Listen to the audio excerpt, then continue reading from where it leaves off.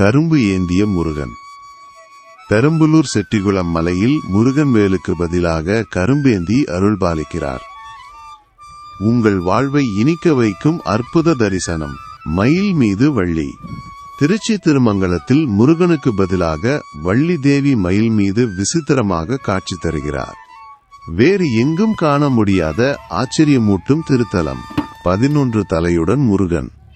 ராமநாதபுரம் குண்டுக்கரையில் 11 தலைகள் மற்றும் 22 கரங்களுடன் விஸ்வரூப கோலத்தில் முருகன் காட்சி தருகிறார். சிவனுக்கே உபதேசிக்கும் மெய்சில் இருக்க வைக்கும் அரிய கோலம். வாழை மர முருகன்.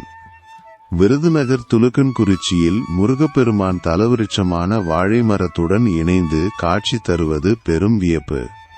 இவரை தரிசிப்பது வாழ்வில் மாபெரும் வளம் சேர்க்கும். பூத கணங்கள் வணங்கும் முருகன். கல்பாக்கம் செய்யூரில் 27 பூதகணங்கள் முருகனை வணங்கும் ஆச்சரியமான காட்சி அமைந்துள்ளது. ஆன்மீகத்தின் மர்மங்களை உணர்த்தும் சிலிர்ப்பான அனுபவம். ஒரே தலத்தில் 3 கோலங்கள்.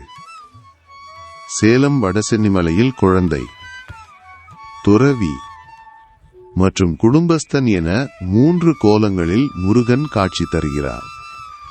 இது பக்தர்களுக்கு கிடைக்கும் மாபெரும் பாக்கியம். திரும்பிய மயில். நாகை எட்டுக்குடி சுப்பிரமணிய சுவாமி கோயிலில் முருகன் அமர்ந்துள்ள மயில் இடது பக்கம் திரும்பியபடி உள்ளது. கலையின் உன்னதத்தை உணர்த்தும் வரலாற்று பொக்கிஷம். அர்த்தநாரீஸ்வரர் கோலம். சேலம் கந்தாசிரமத்தில் முருகனுக்கு வலப்புறம் ஆண், இடப்புறம் பெண் என அர்த்தநாரீஸ்வரர் அலங்காரம் செய்யப்படுகிறது. சமத்துவத்தை பறைசாற்றும் ஒப்பற்ற தத்துவம். 12 கைகளுடன் முருகன். திருப்பூர் செஞ்சேரி மலையில் முருகப்பெருமான் 12 கைகளுடன் மிகவும் பிரம்மாண்டமாக காட்சி தருகிறார். உங்கள் குறைகளை தீர்க்கும் அற்புதமான சக்தி பீடம். சப்தகன்னியர்களுடன் முருகன். தென்காசி திருமலைக்குமார சுவாமி கோயிலில் சிவன் கோயில்களில் உள்ள சப்தகன்னியர்கள் முருகனுடன் வீற்றிருக்கின்றனர். எங்கும் காண முடியாத ஒரு தெய்வீக சங்கமம்.